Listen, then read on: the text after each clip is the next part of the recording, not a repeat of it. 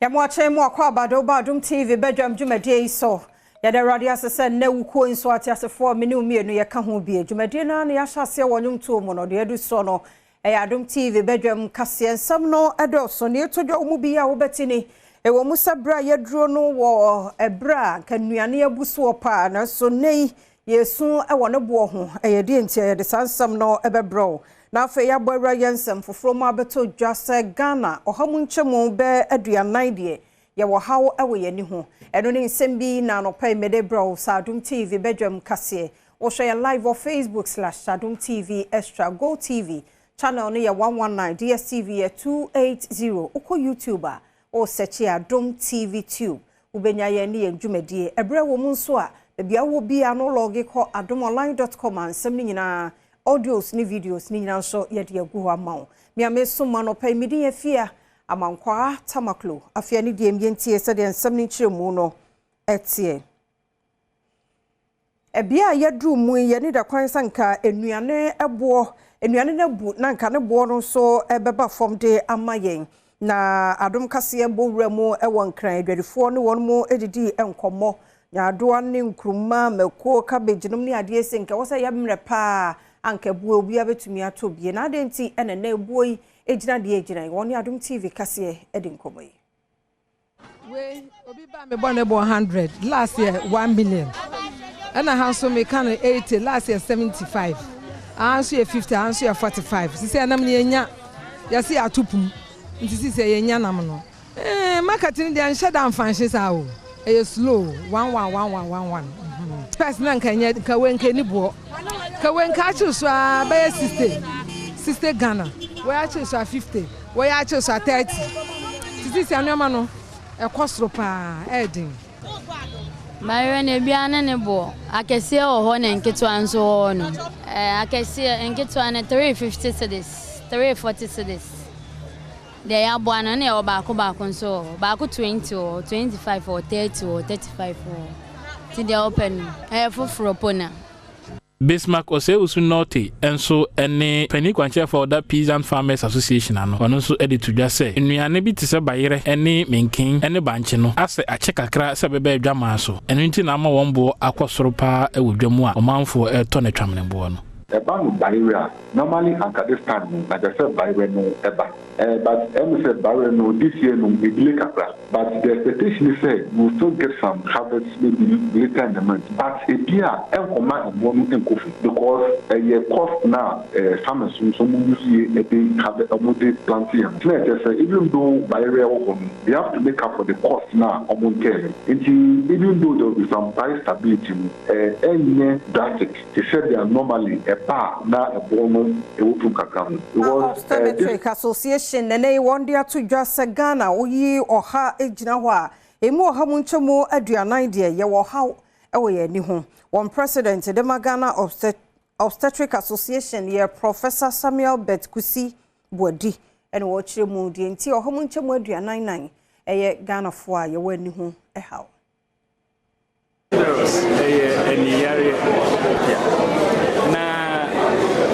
yeah, Ebban said, Onipa Oha, Oshadia, Uni, who goes out to Nadia. I said, I had double, and as I had bled Uni, South Yari, and the Ekan was an Ausha Ghana, Empo, the Yasia Fanena, Yaria, and the Yaria, a deep of Ubibrian, a refractive errors. In fact, Sabe Bakua, a yen or Ghana, let's say about 44% or more, some say you begin to one new Nadia. Good drona, the leading one, a refractive. Now refractive errors normally they correct spectacles. So we share space Ghana National Health Insurance and cover. Professor Samuel Chei, a director with the Biomedical and Chemical Research Center, no, will keep Custis Yaponimo. On also near Mani Bunim Comotuchi Muno, and what did you just say? I was a bank, now as a country and as a minor, the Sarah refractive error, the Tibia Potting, I woman, as a once here, the Shamra, and near the year, and Shaya, your who quite was about the best answer. I am no correct, Bibrina, and I'm saying, omo ko kese mu omo mo nkurase omo nya sa akwanya na kakra metimi aka ebia pesa ka ministry betimi atike akwese o senka omo timi de enema gu akwan mu a ebe man kofo ni bi eni ache ho so mbe so mo ko akurase ekoye aduma ene say ebia ye fa ne say yo bibia boni be ka say incentives ai betimi de gu in place ama omo a omo wo akurase omo pesa mo ko akurase Enra MPP ma chine bencheye na womoje sa ewo Kumasi Jubilee Park ni nyina no ye running mate Dr. Matthew Opoku Prempa na ye pawo no ye koso wo Adom TV kase etwaso Anubiama loyal, straightforward, honest, hard-working, excellent vice president of Ghana, the best vice president we have had in our country. Nameka says, so be what Ghana, how bet me a D, Baumia, what dance here, AMA. Naminim said, Juma, Ghana for Madarama, Yakupon Prince, but the Babashan is Salo, a Juma bet me a year, am I fair, am I Koswai, Yaja Ghana, no, I caught so Abba. Because election is a choice between former President John Mahama and current flag bearer and Vice President Dr. Badwam. That is the choice. A choice between the future and the past. The past president won't honor the president pay, and he failed. Me a vice president, me nyendi president, but obieji to me say, me, I am the most effective vice president in the history of Ghana. Obia ejitum. NDC for omujitum. Unyuka vice president sa omoba Ghana have from independence. Unya vice president we Juma asin Dr. Mahamudu Badwam. Doctor Sadum so Ghana. Ebo de ye Juma siesie. Ye Duma says, what's about being a Kadia Duma? And that's a Padia prep, so be the no.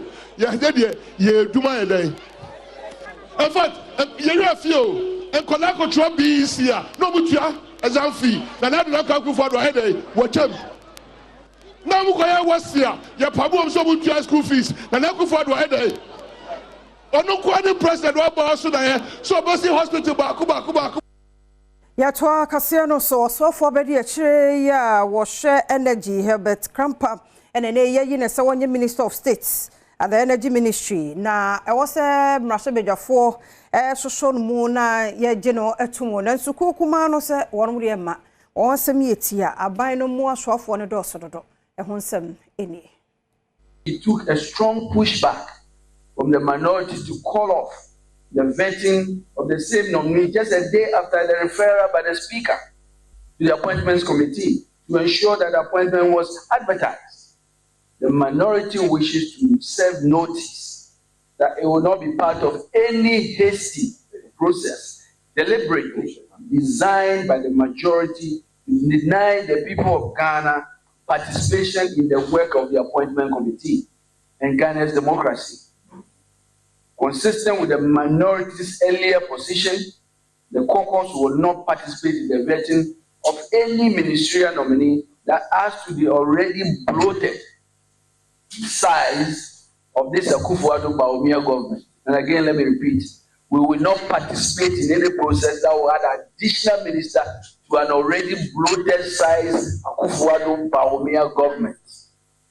Again, the minority cannot support the president nomination for the Minister of State and the Ministry of Energy at a time when Ghana is going through very difficult periods, including crippling economic crisis, food insecurity, debt default, corruption, state capture, and wasteful expenditure. The minority once again calls on the President Akufo-Addo to downsize his government, to signal to the people of Ghana that at the very least, he is in tune with the overwhelming feedback from Ghanaians and appreciates the challenges resulting from the bad economic policies of his government.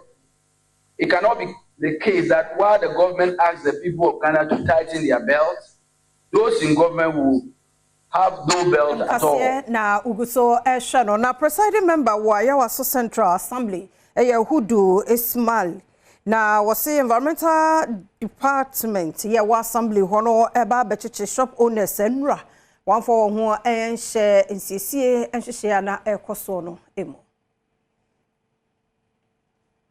timani so omuni na edi nkita ho nso omo so call rounds say ugina ho no mo a onye adwuma no bia na omo atwero udin any phone number say echina no ombesa aba abeye de efata ewo ho sanction bi wo because ye dia todwa say one beye bia asuntwi a efa ho no say ye betwi waso nti decision a ombe take omni betwi waso say e fine na ombe fine no ana court na omni be call omode obeko a eno gira environmental department no so because ya mom warning dada onyene wo kokomlemle enso e de nsem sei e na tudwa kenklema ke mi nda me fin aka ni wo ka me amejepo ekuma gbotu emo shi yo yake me ne gbotu e cheme ka assembly ba fe kube kona gbla metue mi pa fa hu ake nuchumone ni wo chuone e ka chona agbe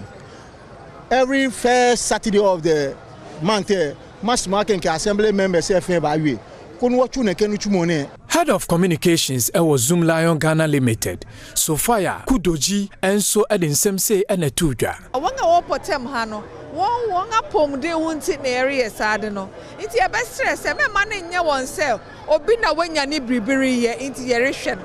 Na mom ye fa ye nyina ye fa ye ho nhyem.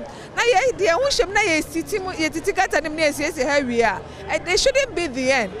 And na ye wi no. Na mom ye ma ye ni na ho. Ma be environmental and one more anyantete a free ICT emu eya so ye hwe communication so and this entity amawo Pentoma bomodin so mo ye we ama girls no if you say normally wo ba engineering baby ame wona mbema bebre mba no kakra bi nanso ye aye research no ye hu se mba no ka ho na ye solve problems up solutions no nse bi a special bi say ye nyina ye tiase ye nyina ye hoto yen ohun but say ye mbema nko a na ye na mba nko a na ye nya best solution nti ye wo say boa na girls no hu se omo so hu won fa so omo so hu obetimi aboa ya solve your problems na ye nyina ye de aye eduma. Dr. Nanaya Tena Owu Suprempe eye bochi a woda Ghana Domain Name Registry ano na akosie siedu asaribrewu eye assistant program officer ewo EPU a wo mu nyina abene ewo abaefo dwumadi mu pa odi nkranhye e ma amaya no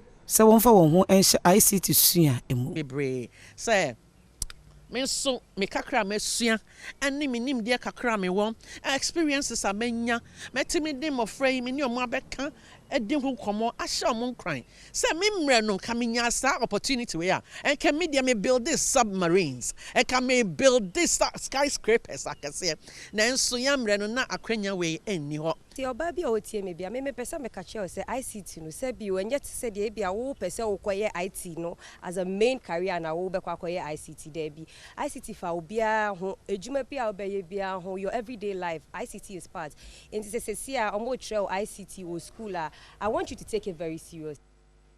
And him the four who do ewo kuemu one ma eye kuafo one tonton ro enom ne ade nyina share dwendwen kwan a wo befo so na wonuma wo mu ye betumpon bekwanimu na wanya mfaso so ewo ho 2024 Ghana Horticulture Expo na akoso a Adom kase edebe. Yeah, by 2029 no or see tree crop biano ebe $2 billion each. Not just a year no $12 billion. Yeah, you offer dear can say yet she shall queen yet be able to coin more $2 billion no crash because we have mango pair the bet money cotton and so forth. Almost we have more than $5 billion. Let's just say Uka6 no boma about $30 billion. Yes, call a baby see a quack bubble see a busia say cranny abo. You got $3 billion, $4 billion. Yes, she said way in a year. A bema Yesika, a basis because anyone near discovery dollar baby never country. Obia swear or see me passing me export. Niama baby or what SSL Udi to Aquania, Udi to Quemans and wait to be export. You'll be a friend of standards. Baby or what Omodio Munaman could do about standards in the up na ya rejecting your man. One more bechere won niema ekira adwuma no aboa wo mo pa amoanya wonsa no adwuma aboa nso ebiebie nnwuma ma efoforo nso aye Beatrice Quason eka won mo be kire ne mapapa bi yawo ede boa maku adwuma akoso wo man Ghana mu ehu bi wo de sansemi etotwa Ghana dwane ye wo a ye di ahode wo mu fiber wo mu a wunyare hygienic food research for food and drugs for almost certified my yeah, in fact we are very happy the organizer you know say e man ko so ehu de Ghana for ye wo a be international.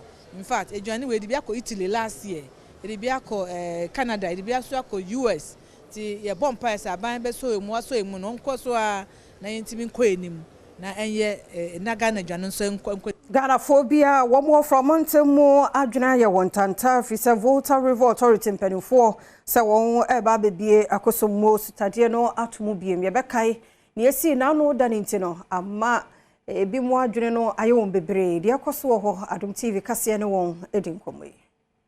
When they open it in a dry season like that way, will not affect the people who are in that part of the region.